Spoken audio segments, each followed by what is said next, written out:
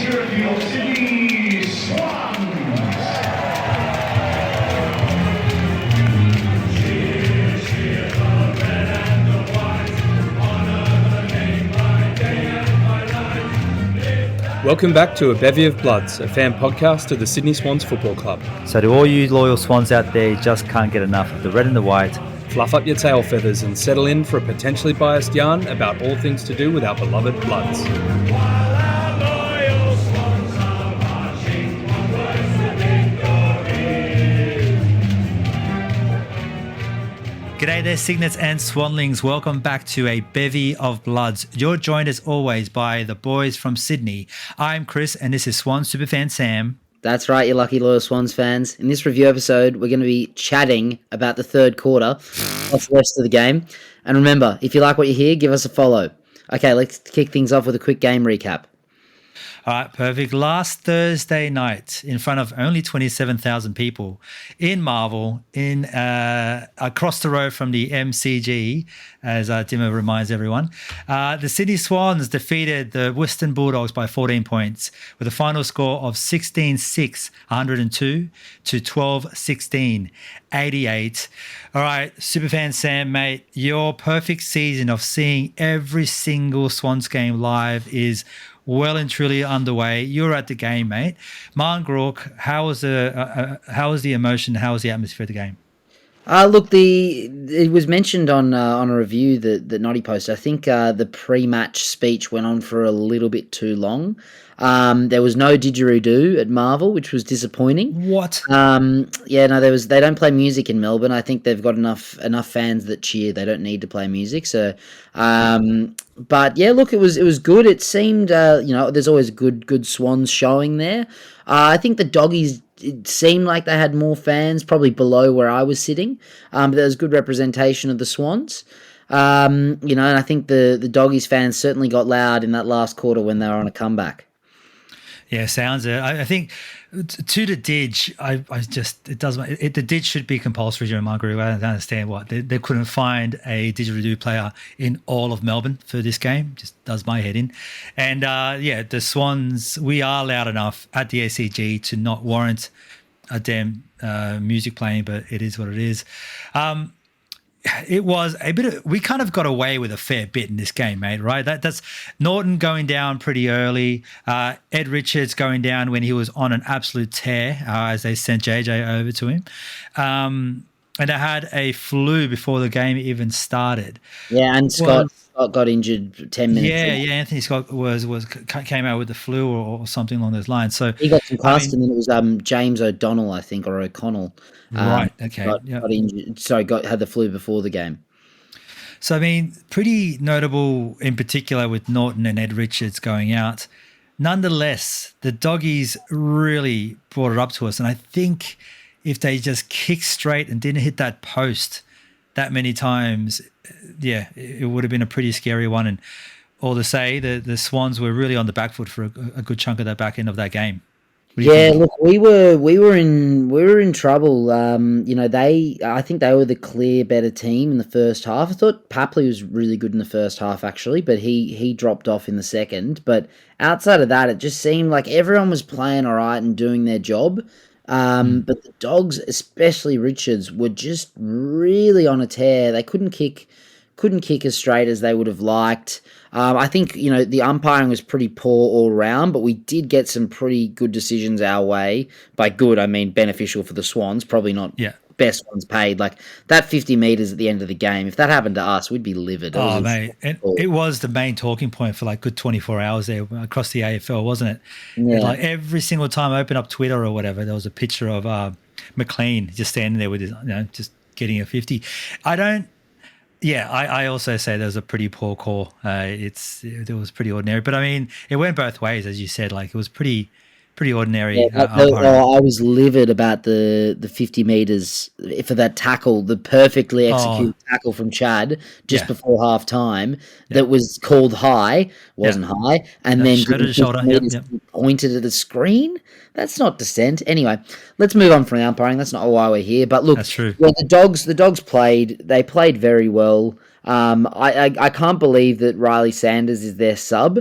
For a young player, given they've got a lot of fringe players playing in that team, I don't know how he hasn't been getting a game. He's a good player, Riley Sanders. So yeah, just the way he kicked the ball at times, you could just see he's just got class about him. So it was sort of good to see him. I don't rate Bevo as a coach, but I mean, well, he pretty much outcoached us given they won 3 quarters. In saying that though, we only lost all the quarters fairly marginally. In terms of scoreboard wise, probably because of the kicking efficiency.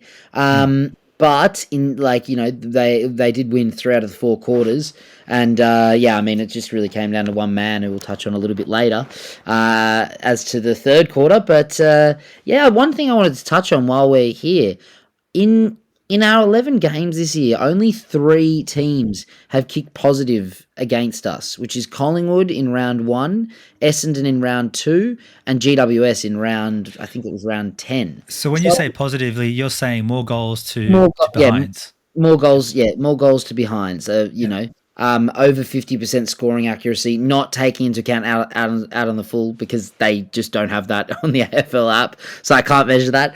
But if for goals and behinds kicking, above 50% scoring accuracy at goal, I'm just wondering, does our elite pressure from, Wicks and Rowie and Robbie Fox and pretty much the whole team, is that throwing, and Grundy as well, is that throwing them off when they're going for goals? Are they just feeling that we're right there behind them when they're kicking for goals? Something to think about. It's a good question, mate, because I think I kind of agree with you a fair bit. I think against the Blues game at the SCG, like last round, that was particularly notable of just how rattled they were, right? We're watching them take set shots and they were just spraying them. Like you look at Mackay. I mean, Mackay can spray it at the best of times, whenever, but it just seemed like every time they went for a mark, they just seemed to be on edge and they just weren't getting any real comfort around the ball. And maybe there is something to it. Maybe this high pressure game also leans into their goal kicking routine, and they're still a bit shaken as they're going up. I would like to think so, because not only are we doing the damage around the ball, we're also doing the damage in their heads when they're trying to clear it out and go for shot a goal. Well, that's how we got back into that Carlton game. It wasn't anything really that we were doing with the ball. It was what we were doing without it.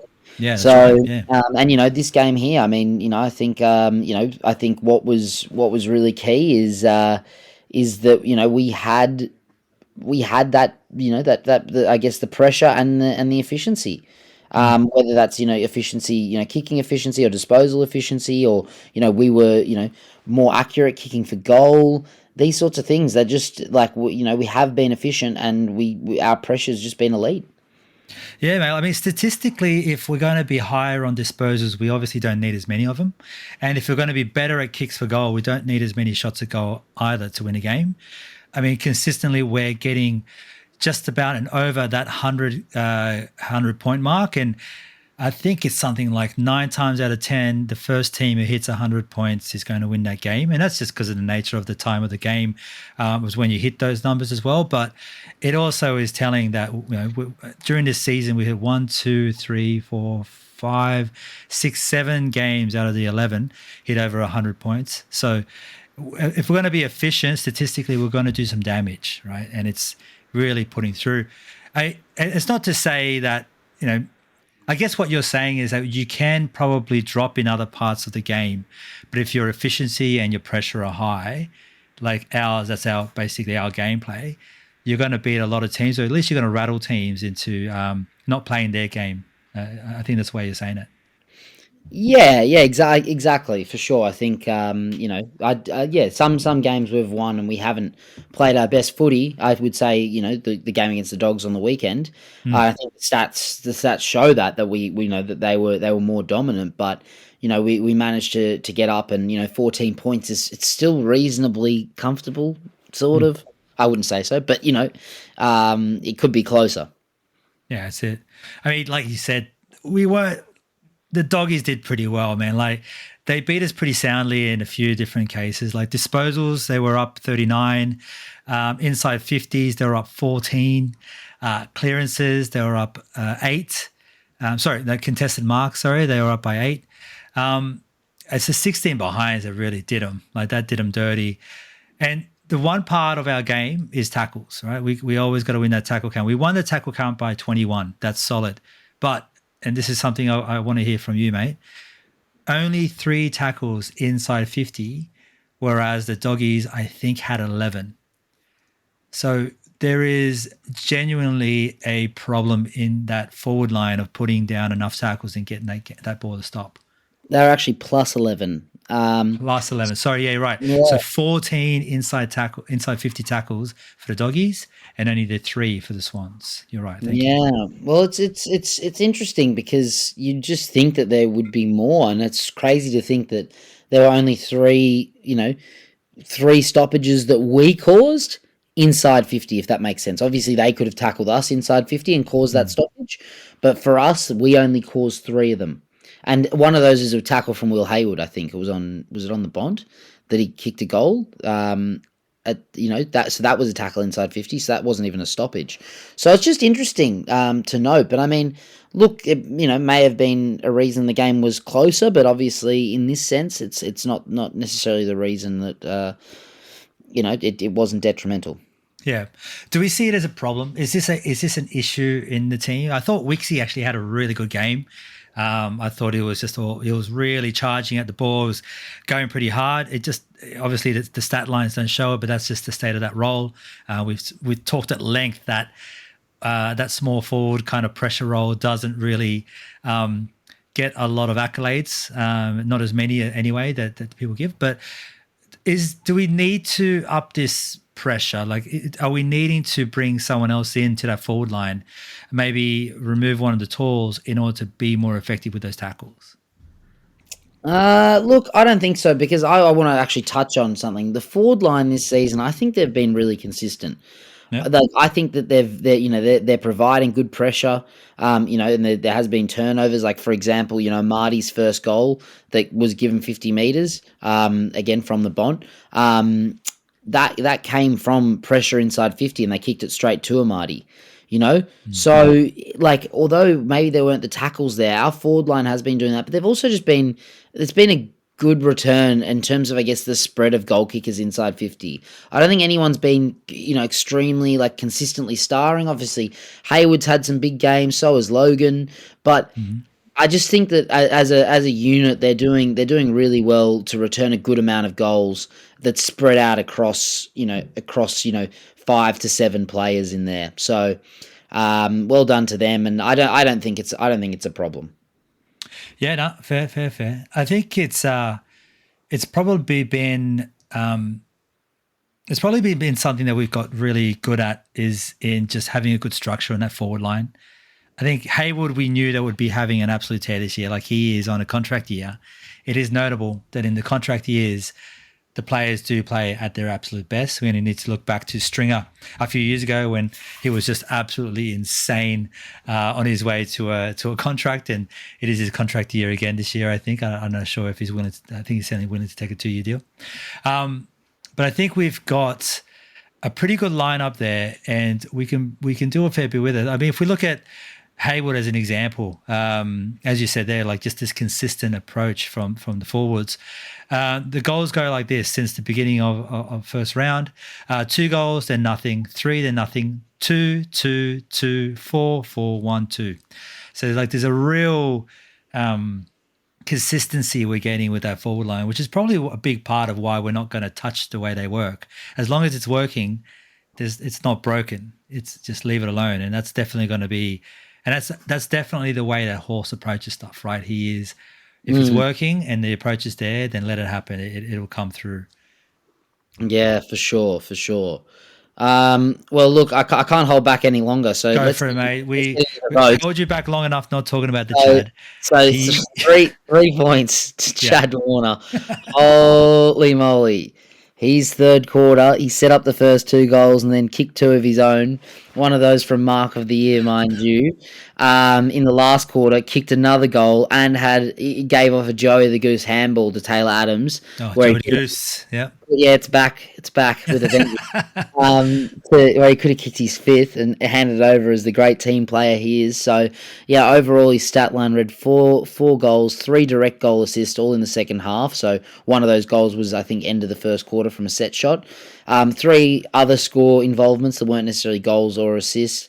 Mark of the Year, 4 clearances, 4 tackles, 6 inside 50s. And yeah, his third quarter won us the game, really, because that's the quarter that we won comprehensively, and that's what got us up. It was just like the last quarter against the D's. If anyone hasn't gone back and watched him from I think it's up until the 8-minute mark, his last quarter against the D's got us over the line in that game.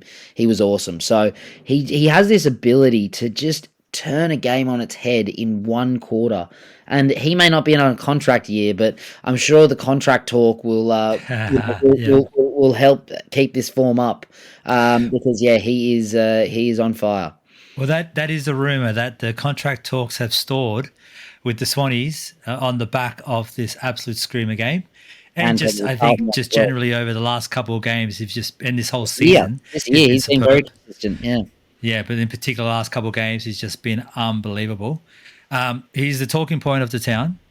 Damien Barrett just keeps taking off his shirt every time he talks about him. He's just loving it. Same. Yep. You know, I'm sure you're shirtless right now, although it is a bit cold in Sydney. That's okay. I can say I'm not, actually. It is pretty cold. Yeah, I don't have a shirt. I just got a jumper. I don't know if that counts, but that is the Bogan way. Yeah, I mean, he was fucking unbelievable. That mark was nuts. Liam Jones coming in there with chopping the arm, basically dragging one of his biceps off, and is still managing to hold on to that mark. I know that it's up there in the Mark of the Year. He may not win it. We don't necessarily get those big ones. But it's in the talking point between this one and what's it? That Jamie Elliott one is probably the other one to talk about. But those are the two in competition. It's basically a 1 or 2 race at this point. Yeah, well, he did it over Grundy, so it's not like he didn't get up high. Yeah, I did see Grundy turn around disgusted, thinking that someone else marked it. And he looked at it like, oh, wow, it's one of my guys. Cool. So I think he copped a bit of a knee in the old ribs along the way. But that's what happens when you're a big man. You turn into a ladder sometimes. Yeah. And then, so 2 votes? 2 votes, mate. Goulden. I felt that Goulden was best on ground for that first half for sure. He had another one of those just brilliant games of doing most things very, very, very well. I think he was, I don't know, he is just a special case. And all these talks about the contract talks with Goulden have basically stopped. Not stopped, but the chatter is not every day with the Swans fans. But we all need to remember that he is unbelievably young. He's a Sydney boy, and we want to do everything we can to keep him for a long, long time. We've got him for, what's that? What deal did he have? Was it a 4-year deal? I think we grabbed him for. Let me check. I think it was a 4. Till the end of 2028. Okay. So 4 years. Yep. That's great, but we really wanted to keep him for a long time. But yeah, look, 500 odd meters gained, a couple clearances, 25 touches, a goal to go with it, 7 tackles. That is massive and notable for him. It's really important for him to put on the pressure as much as he can as well. 5 inside 50s, 7 scoring involvements, and 9 intercept possessions, which was second on ground, only behind Liam Jones. So yeah, an absolute screamer by Errol Goulden once again. If it wasn't Chad for taking just basically Chad being godlike, Errol Goulden takes those 3 points. But yeah, Chad had to turn into a deity in order to make it happen. So that was huge. But it takes us to 1 point for the Bob medal. Your third best player of the game. We were talking about this before we started recording. We both got different names. We both want to pitch it to the crew out there, to the listeners. You go first with your pick. So my pick for 1 point is Grundy. So he had 15 disposals, which is one more than the mobile, 2023 All-Australian ruckman Tim English. So he beat him in disposals. He also beat him in hit-outs by 18. So not only was he more mobile or, getting more touches around the ground, he also beat him in the ruck. He had 7 clearances, 7 score involvements, and 7 tackles.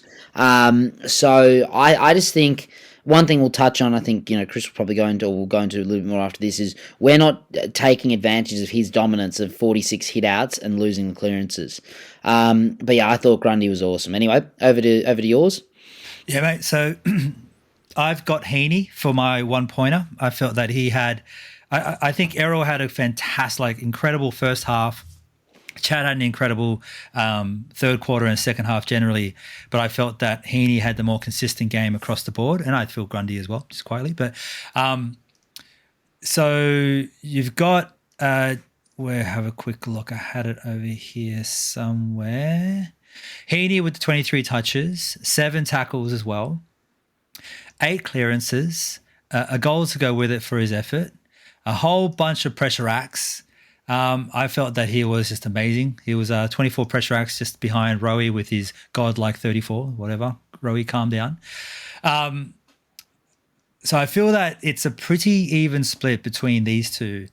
But then if we look at them side by side, if we can just do that really quickly, Grundy with 7 clearances and Heaney with the 8. I know we're talking about numbers and numbers don't display everything, but you also sometimes lose you kind of lose sight of just how dominant they were throughout a game when someone like Chad, just decides to take over absolutely every single talking point along the way just because he's bored or something. 7 tackles for both Grundy and Heaney as well, and they both had a pretty significant amount of touches as you'd expect for their roles. So, mate, I'm going to pitch over to you. Your last point, over to listeners. How are you going to pitch your 1 point for Grundy? Well, I sort of did go into it before. I just think the fact that he's beaten the the reigning All Australian ruckman at his own game, along with the game of being a ruck. He's matched Heaney in clearances and Heaney got 1 more clearance, but how many of those clearances would have come from Grundy's hit-outs? Mm-hmm. And he's got 7 score involvements equal with Heaney, 7 tackles equal with Heaney, all as a big-bodied ruck. Heaney also kicked, what would be goal of the game. So give shout out to Heaney for that. That was an incredible goal as well. That was nuts. Yeah, but look, for me, I think that Heaney had a great last quarter. I don't think his middle of the game was very strong. His second and third, it was still good, but I don't think it was as strong. I think Grundy was super consistent throughout the game, and he's beaten the reigning All-Australian ruckman around the ground and in hit-outs. All right, can I just, I'm going to be a bit cheeky here. So Heaney did kick that incredible goal running into the pocket and also turned around and got the finger from a couple of Bulldogs fans. I enjoy that. Did you see that on the replay? Yeah, I did see that. I did love that. So thank you to those Bulldogs fans for creating a meme. We appreciate you. What about Grundy punching English in the stomach and then giving away a goal from the back of it? This is my cheeky vibe. What do you think? Just showing dominance. Showing who's boss. He's got a good record over English, so Yeah. All right, look, I think you put up a pretty good fight, mate. I will pass over my vote into Grundy as well. So we've got the 3 points for Chad, 2 points for Goulden, and 1 point for Grundy, who's been consistently up there in the Bob medal alongside those other 3 gentlemen as well. So it is a 3-man race at this point, with Heaney probably taking the biscuits at this point anyway. Right, so look, that brings us to the to where we are and the implications and where it stands. We are still coming in first place, of course, with the win over here. But what do you think is going on over there at the Bombers land? Like, they are an abnormality. What is happening with the Bombers at second place? Well, look, they're doing well. They're getting the wins, and I think that's the most important thing. The game against Richmond was hard fought. It was a good game, and they got them at the end. But they're just ticking along nicely. Their half back line is fantastic. Yeah, definitely.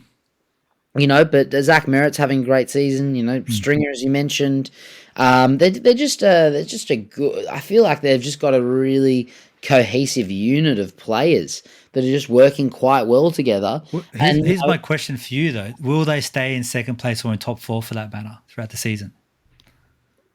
I don't think so, but I mean, they've got there so far, so you can't really knock. Can't write them off. Yeah. You can't write them off. But I think a lot of those teams, like if we look at the teams underneath us, Port Adelaide, Melbourne, Giants, Geelong, Collingwood, Carlton, Freo. I'll stop there anyway. That's to number 9. Every one of those teams have really it's super competitive in that space, and the Swannies have been we've been dominant against a couple of teams that we really need to win against, namely the Dockers against Carlton, Melbourne, and the D's, or big notables in that top section. But every single one of those teams is just either having a great game and then dropping off a fair bit, and any one of those teams can beat anyone at any one given time. So to see us ahead by a couple of games is pretty massive, because I think there is a lot to be said about how much the whole competition, and particularly that top 10, is going to churn itself over, continue throughout the whole season. So these early wins are important. They are. Look, I just checked out Essendon's run in. They do have some tricky games coming up. I think they play us again. They play Melbourne. They play Geelong. They play Collingwood, Carlton, Freo, Gold Coast twice, Adelaide, Brisbane Lions. So, there are some tough games coming up for them.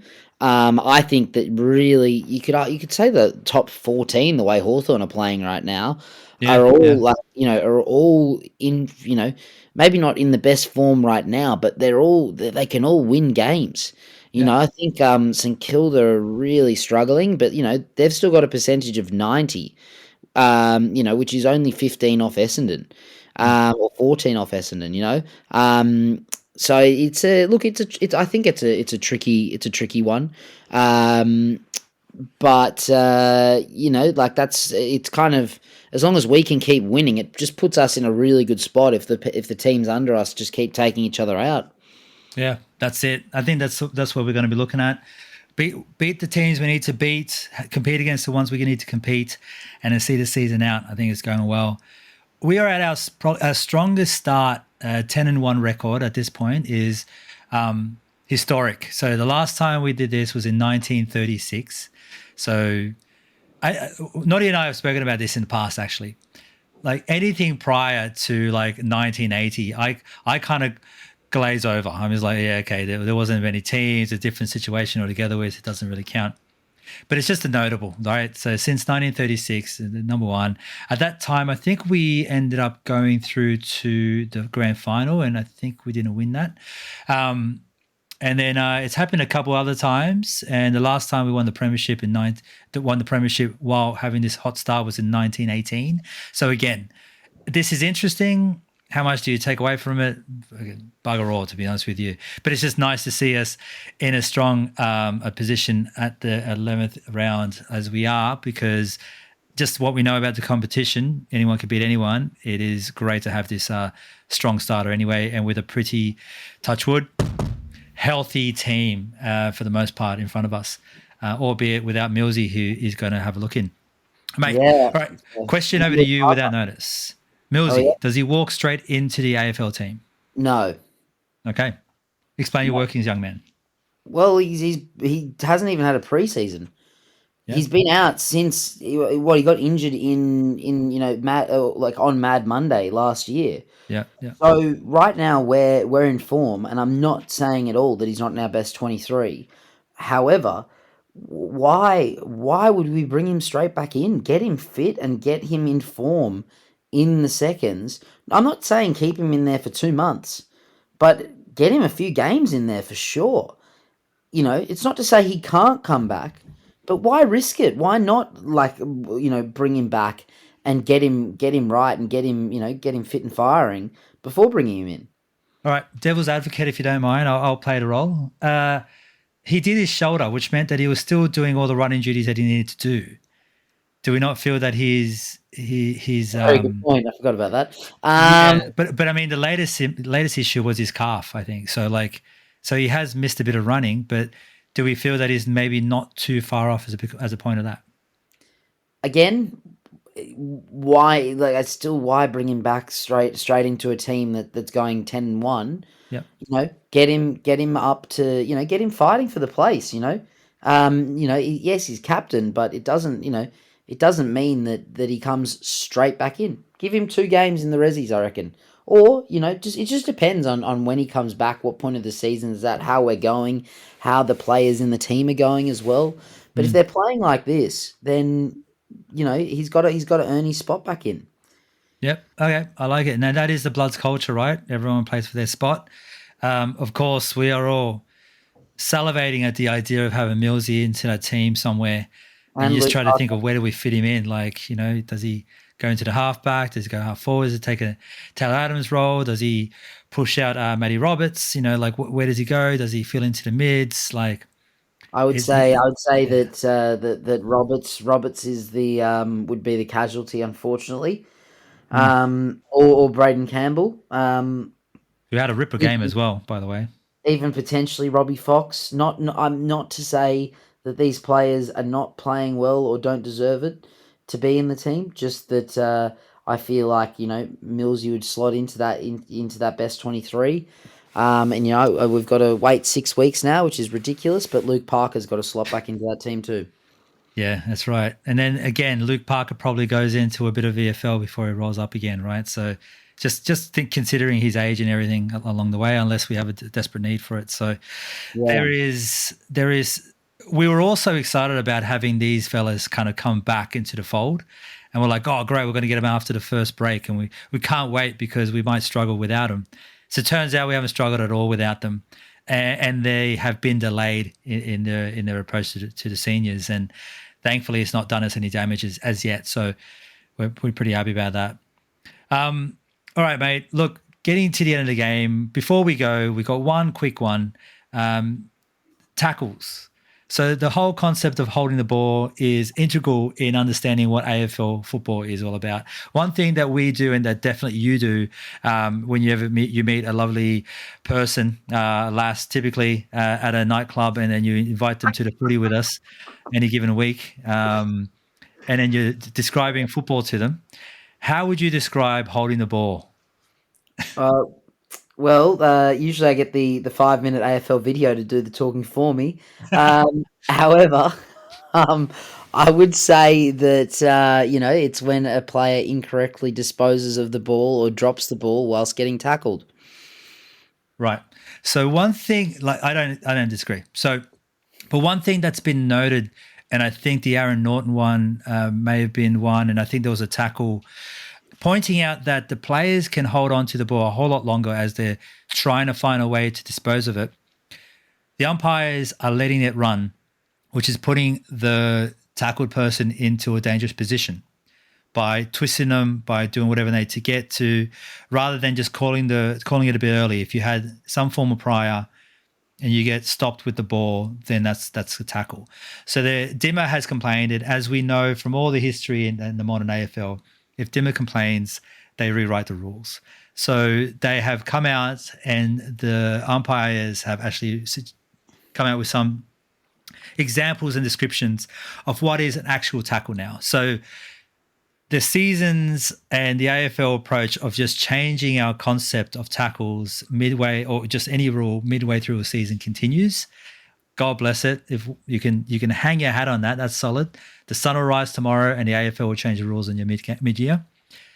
So good luck to all of us trying to understand what that looks like this week. But either way, it's going to make for some interesting, angry people on Twitter. So if you know what it looks like, then let us know, because right now I'm a little bit confused. I'm just going to see out the season and see where it ends up. And then no doubt will change by the time we get to the end of it. Mate, did you want to say anything about it, or are you happy with that? Look, I mean, not too much on that. One thing I think we should touch on, given we have the bye though, is where, and then not really talking about personnel, but where do you think that we can improve? Um, where do you think we can improve going into the second half of the season? Because one thing we spoke about beforehand was Grundy's dominance in the ruck and us Mm. not capitalizing on it. What do you think? What do you think our just in general our areas of improvement outside of that? I mean, touch on that, but other areas that we can improve on, to maintain where we're at. That's a great question, mate. Because I think if without looking up the numbers now, I feel that we have been consistently a good stoppage team. So in the center clearances, we don't get quite as many clearances as we normally would, as we deserve, given that we've got a ruckman that's been relatively dominant, and in some cases highly dominant in the game. But in the stoppage clearances, we've always been quite strong around that, and that kind of falls more into the personnel around the ball. Is it just the fact that we just don't have? Look, to the first question, what do we need to work on? Yes, I think that's a massive part of it. My prior argument about like whether we change up that forward line for a bit of speed as well and pressure is another one. But if it's not broke, don't try to fix it. So just touching on this point, is it just because Grundy has not played enough hours with these guys that we're probably not getting as much out of him that we want to, and that's just going to start seeing itself out throughout the year? What do you think? Yeah, look, I think the other thing as well is like of the teams that we've played in the 11 games, I think that we've played one, two, three. We've only played three, I think, that aren't in that top bracket. Even if you go to if you go from Brisbane Lions, last year's grand finalist, and up, um, which we haven't played Brisbane, but like that top 13, 8 of our games have been against those teams. So it could also be that we're coming up against strong midfields that are that are competing well, and going into this year, stoppages weren't our strong suit, so we have improved around them. So maybe there's just there's more areas for us to improve around that, but it's just like we have the ruck who is doing very well now. Yeah.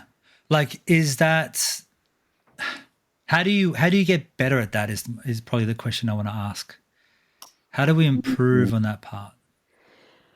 Well, it is I guess it is probably a time thing with Grundy, and just him learning where the runs are going to be or what the set plays are, and being able to execute that. And I guess in the same token, the midfielders reading the tap or the drop of the ball, that where the tap's going, a bit better. I guess I think. Sometimes it does seem like we're a bit out of structure because we think we're going to win it. It's like that first goal they cut through us. For Sam Darcy's first goal, I think he had a mark within 12 seconds, and they all three of their mids. I think it went Treloar, Bont, Richards, and then Darcy. So like sometimes I think we, as all teams would, we just get caught out a little bit where maybe we need to just get a body on, get a hit on, and slow them down. Negate but that's really their effectiveness. How do we get better at clearances? It's a good question. No, I'm not too sure about it. I mean, bring Luke Parker back. Bring a couple of blokes back from retirement. Yeah, Joey. Yeah. I think I saw a picture of Joey. He still looks pretty fit. Anyway. Yeah. Kizza, Joey, and Parker in the middle. Well, yeah. To prove your point, I guess in the rucks, win percentage we're in the top 4, and percentage to advantage we're in the top 4 of the competition.